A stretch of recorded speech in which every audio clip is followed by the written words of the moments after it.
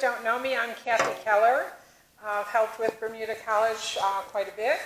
And next week's presentation we'd like to tell you about now before we get started with this week's.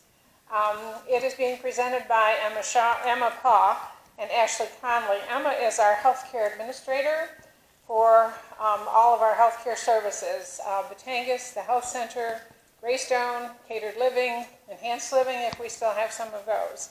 Ashley Conley is admissions coordinator for the health center, Batangas, and she often coordinates for some of the other care areas. They're going to do a PowerPoint presentation that will be filmed. It will be on some of the services that we get as independent residents, why they have changed, why some people get some answers and other people have gotten other answers. And they're going to fully blame Medicare because they keep changing the rules and regs. So we're going to talk about the 15 days, the respite care, the Medicare rules and regulations, the nurse call, and the independent ability of, I should say the independent residents' ability of visiting the health center when they have a question, they have a doctor-ordered dressing change, something of that nature.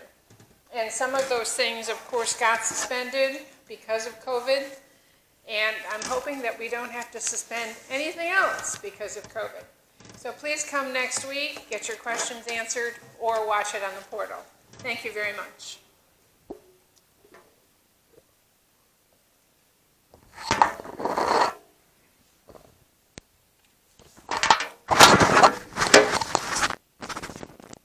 Yeah, thank you, Kathy.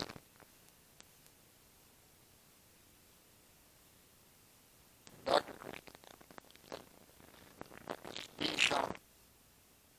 Director of the Memory Counseling Program and Associate Professor of Gerontology and Geriatric Medicine.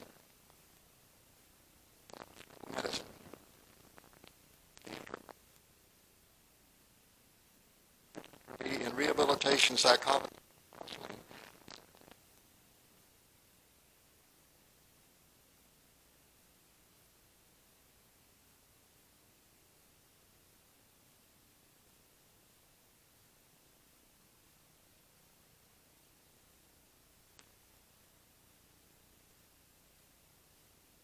And that was in 2012. There she was introduced to Dr. Ed Shaw, the founder and visionary of the memory counseling program that Christina will be talking about today. Now, as an aside, when Dr. Shaw was developing the memory counseling program a number of years ago, Kathy Keller, you just heard from, and Pam McNeil made arrangements to have Ed, he liked to be called Ed, come by Bermuda Village once a month to provide counseling for the residents, particularly those who were caregivers.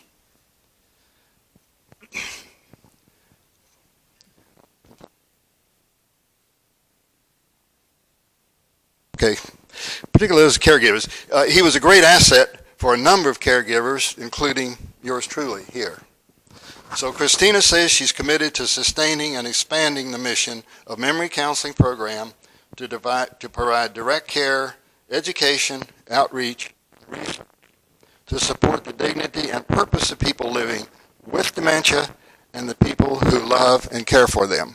Christina, welcome aboard.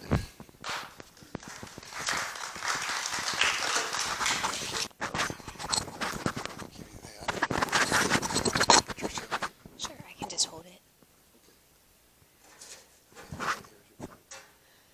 Thank you. Thank you all for having me here today. Is it on? Is it working? Okay. I have to stand over here. Yeah, you have the two mics you have to worry about. Oh, okay. This one and that one. Okay. So if you do want that clipped on. I can clip it. I was just worried about turning my head. Oh, okay. Sometimes if you turn your head like this and the microphone is over here, it doesn't catch it. But if there are two mics, it doesn't matter. I may have been mic'd too many times in my life. Okay. Yeah, but this one is a mic for in here. Okay. Oh, okay, I see. I'll try to, if the other mic is for the camera, I'll try to just keep my head straight so we can all hear. So I am Christina Hugenschmidt. And thank you for inviting me, and thank you for the really lovely introduction. I am so glad to be here. I'm so glad to meet you all. Ed has talked to me about his time coming out here. Um, Obviously, he was the introduction to Marv, and it is really just lovely to be here and give you some updates on our program and what we're doing. Please feel free also to just ask me any questions that you might have as we go. I'm really happy to answer them, both about the program or if you have other questions about dementia or anything else. So the other interesting thing about this is I prepared a talk to give you an overview. So definitely ask if you have more specific questions, because I know that some people in the audience are very educated about these topics. So if you have more in-depth questions, please do ask. So dementia is an umbrella term. A lot of times people talk about Alzheimer's disease, but dementia is an umbrella term that covers loss of function, and that can be due to changes in memory or other thinking, and it happens when those reach a point that you can no longer perform your activities of daily living. There's a difference between dementia as a diagnosis and the different diseases that can cause dementia. So the most common disease that causes dementia is Alzheimer's disease, followed by Lewy body dementia, vascular dementia, frontotemporal dementia, and there are also new forms of dementia and new pathologies that are being discovered and are getting more diagnostic prevalence. One of the challenges with diagnosing dementia has been, frankly, just your skull, because it's been very hard to be able to look at pathologies while people are alive, which means you have to rely on histological information at the time of death instead of being able to look at the pathologies as they're evolving in the brain. So I get a question that I get a lot is, why haven't we cured Alzheimer's yet? And that's frankly one of the barriers, is the difficulty in measuring what's actually happening. But this is our knowledge at this point. So even though the pathologies are different, there are a lot of things that are in common about these different forms of dementia. First of all, they're basically all caused by misfolded proteins in the brain. It's different proteins, but there are problems with the way the proteins are shaped, and that causes the diseases to occur.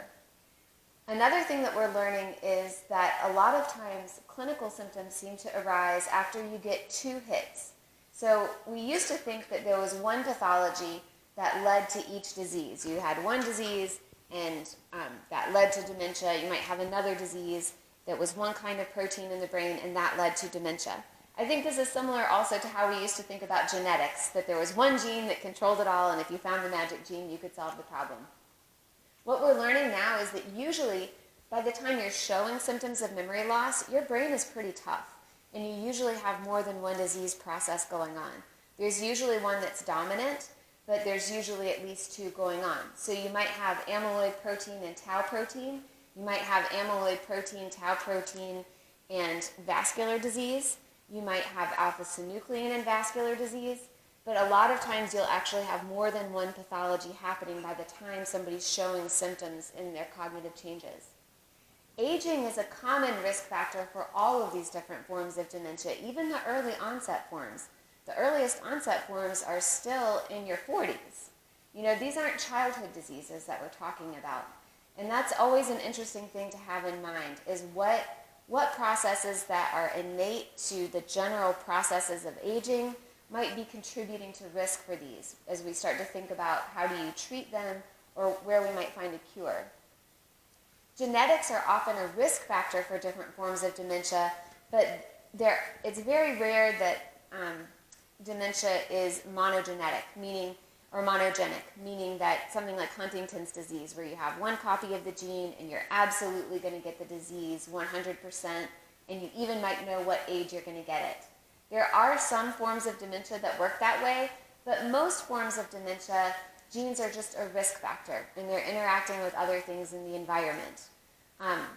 It would be great if we knew a little bit more about those environmental interactions with the specific genes, but these are complex diseases. So in a way, they're similar to diseases like, say, type 2 diabetes, where there are some strong risk genes for it, but there are interactions in the environment. With diabetes, we understand a lot of those interactions with the environment, eating high sugar diet, eating a high fat diet. We're a little less cognizant of what those interactions are for Alzheimer's disease, but it's a similar dynamic. It's a complex disease. Another thing that you all know is that dementias develop over years. So these aren't diseases that you wake up and you just have it the next day, like might happen with a stroke, right? But this is different. These evolve over time. They have changes over time. There are parts of that that are good. There are parts of that that are incredibly painful and difficult to live with. But it is the case that these are things that take time. Because they take time, Alzheimer's disease and other forms of dementia progress over a number of different stages.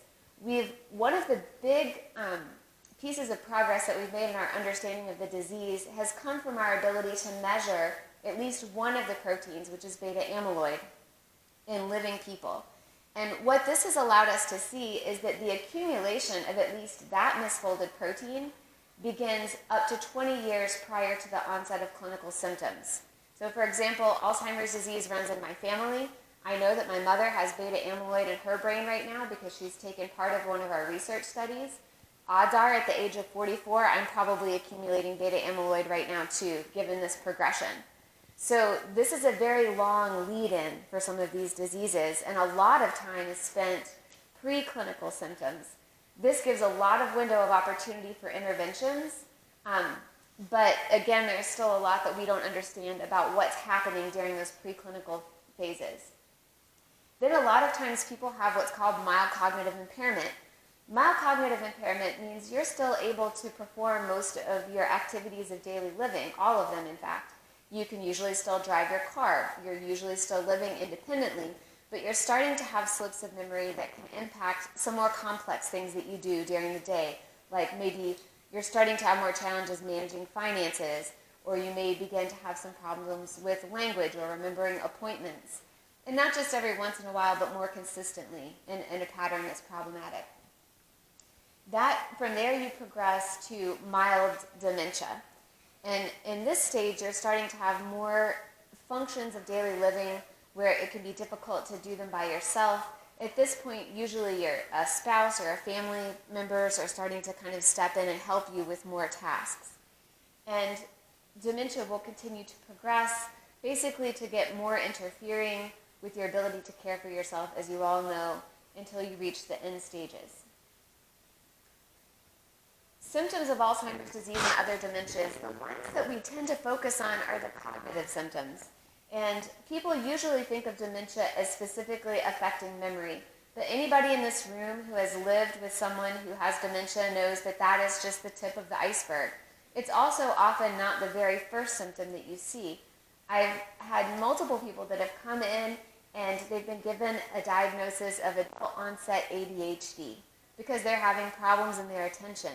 But the attention is not due to ADHD, it's due to pathologies like the misfolded proteins like Alzheimer's disease. It's in the areas of the brain that it's affecting or preventing them from doing things like paying attention or having organizational skills in their day. Sometimes you can also get changes in visual perception that occur earlier on in the course of the disease, depending on which disease it is. Another thing that doesn't get talked about as much, but is really problematic, frankly, and in certain kinds of dementia can be one of the first things that you see, is changes in things like mood, your enthusiasm to be engaged in your regular activities, and irritability. So those kind of changes in your affect and how you're feeling can really profoundly affect relationships with other people. And they can also be very early signs that dementia is occurring, especially for things like frontotemporal dementia. This can also go along with personality changes. Sometimes, like with Alzheimer's disease, personality changes tend to occur later on in moderate to more severe stages. Grandma never used to curse, but wow, this is happening now. But in some things like frontotemporal dementia, especially behavioral variant frontotemporal dementia, personality changes may be the first sign that you get that something is happening in the brain. People often have problems with language, and these are new problems with language. Maybe problems expressing what you meant, problems finding the right word, maybe using the wrong word for for a common object, like instead of saying a watch, saying your hand clock, because you can't come up with the right words. And again, we all do this every once in a while. You might walk into the pantry and not know what you went in for. You might be like, oh my gosh, what was that person's name? I'm the worst at that now. I don't even want to know what's going to happen in 30 more years. But this is new problems that are arising and are usually a little more intrusive. Changes in visual perception. Again, this is something that we don't often talk about going along with dementia, but as these diseases progress through the brain, your brain is doing all these functions. So as the disease progresses through different brain regions and begins to affect them, all of these functions get affected. People who have dementia often can have different perceptions of what is on the floor, for instance. One of the common tests they will give somebody for dementia in a doctor's office is to have them draw a clock. And what that's really indexing in part is these changes in visual perception. Changes in gait and balance, and increased risk of falls. This is something that we all see and you may know, but you don't always think about the fact that it really is, in some cases, almost diagnostic of things that are happening. So changes in gait and balance occur quite commonly as these diseases progress, and people with dementia are more likely to get admitted to the hospital as a result of a fall than people their same age who do not have dementia. So these are kind of the important considerations to have in addition to memory challenges. People can have changes in taste and appetite, and therefore they can have changes in weight.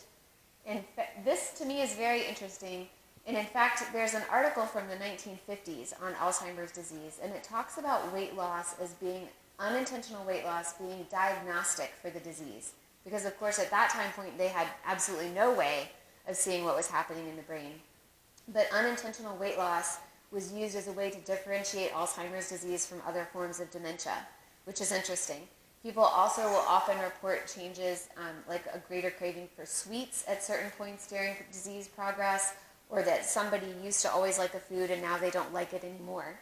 And again, we think this has to do with just as the pathology is spreading through the brain, that it's affecting all these different centers and functions the brain has.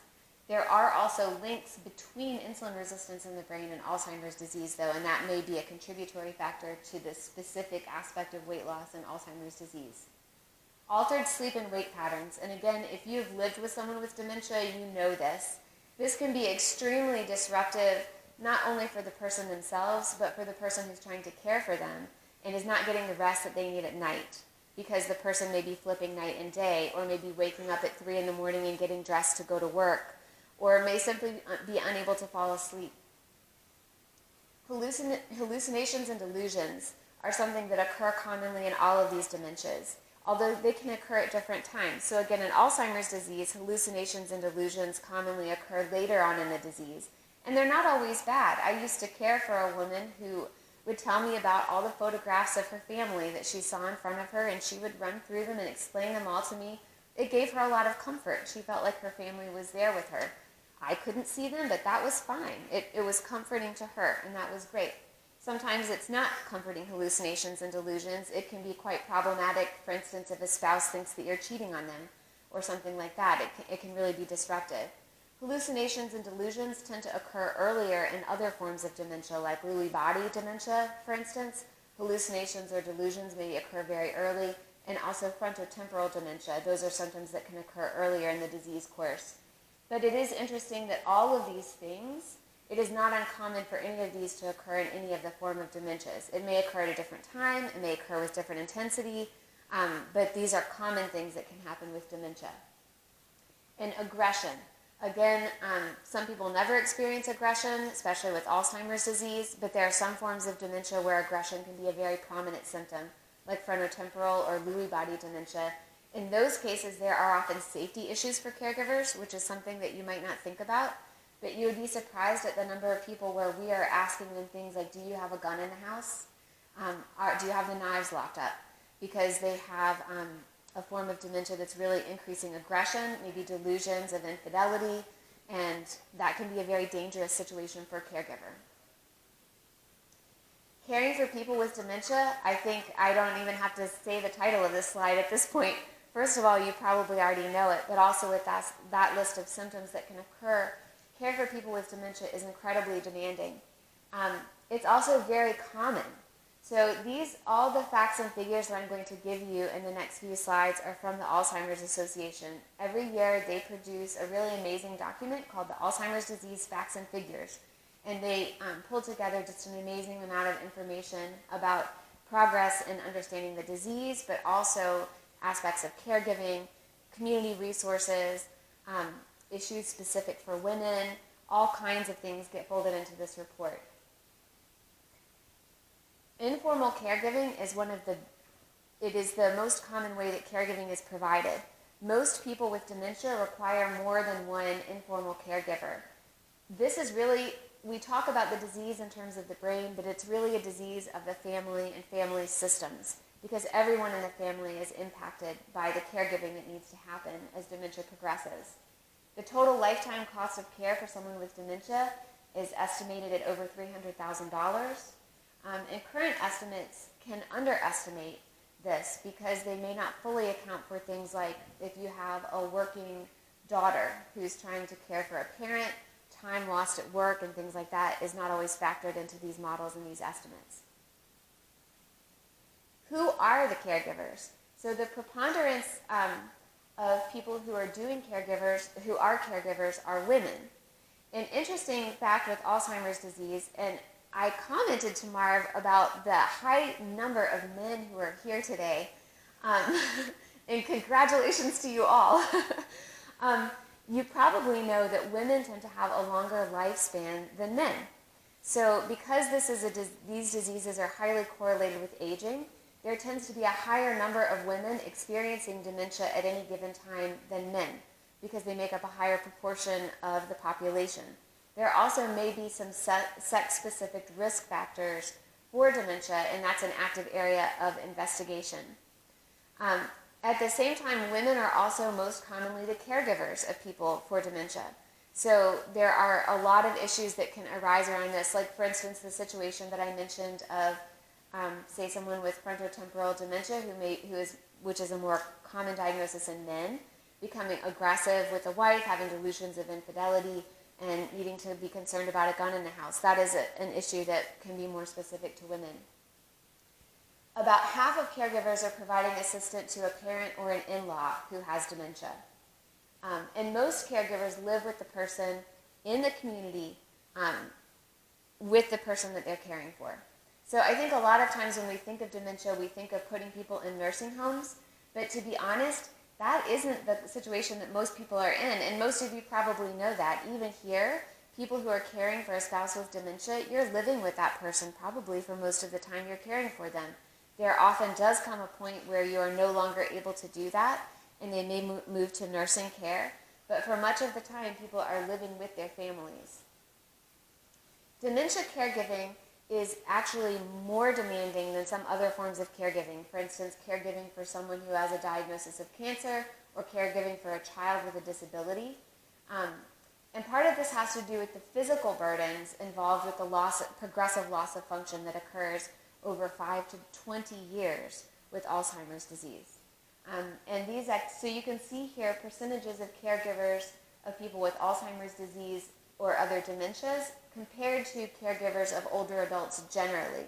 And you can see that for many of these functions, such as bathing or showering, feeding, getting to and from the toilet, dealing with incontinence, getting dressed, these are physically demanding caregiving tasks that are more common when you're caring for someone with dementia than caring for other people who are older but don't have dementia. The other piece, and this is where the memory counseling program comes in, is that caregiving can have a very high emotional burden. This partly has to do with simply the duration of this disease. It is a marathon to care for someone with dementia in general. It is also a process of progressive grief and transitions. There's not any kind of stability over the course of the disease. Every day is a new normal. There are losses that you see happening to someone that you love right in front of you. Because of this, depression is very common in people who are caregiving for someone with dementia. And spousal caregivers in particular have higher rates of depression, higher rates of complicated grief, and longer periods of grieving than a child who's caring for a parent. Caregivers of people with Alzheimer's also have health outcomes of people with dementia. They have more problems with cognition later on and a higher rate of cognitive decline themselves. And the symptoms in the person with dementia can really drive the stress that's happening in the caregiver. So if the person with dementia is having more symptoms themselves of depression, irritability, personality changes, aggression, that can really be an added burden on a caregiver. There are also physical consequences for caregiving. For me personally, I think that what really brought this home was the day that my mother-in-law called me when she was caring for my father-in-law. He has since died, but she called me and she woke up deaf in one ear. She went to bed hearing out of her left ear, and she woke up unable to hear out of her ear. I could not get her to go to the doctor because she was so busy caring for my father-in-law and trying to work to maintain second insurance to help cover his additional medical costs on top of her Medicare. Caregivers are doing this out of so much deep love. They're often not taking care of themselves. And that can have long-term and short-term health consequences. So caregivers often are losing sleep. The depression and stress that they're experiencing can have cardiac symptoms. They can have increased rates of hypertension and atherosclerosis. They report lower health-related quality of life. Like my mother-in-law, they're often delaying care that they need, and they know that they need it. And the chronic stress can lead to a lot of long-term physiological changes. So it is very important to support caregivers, both in terms of emotional health and helping them to receive more physical health. But caregiving is not all bad. There are a lot of positives to caregiving. So 45% of caregivers in a national poll reported that caregiving was meaningful to them. It's something that they want to do. They're doing it out of a sense of love. They're doing it out of a sense of duty to their family. And those are things that are meaningful to them. Some studies have said that caregiving tasks may actually help keep people more active. They can actually keep people on their feet, moving, reaching out, and engaging in the community just because they have to. It can also provide a sense of meaning and purpose, and in some situations, it can increase family ties. Sometimes that is not the case, but sometimes it is.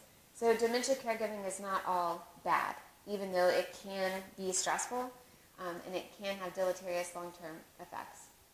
One of my favorite quotations about Alzheimer's caregiving comes from Dan Gaspey.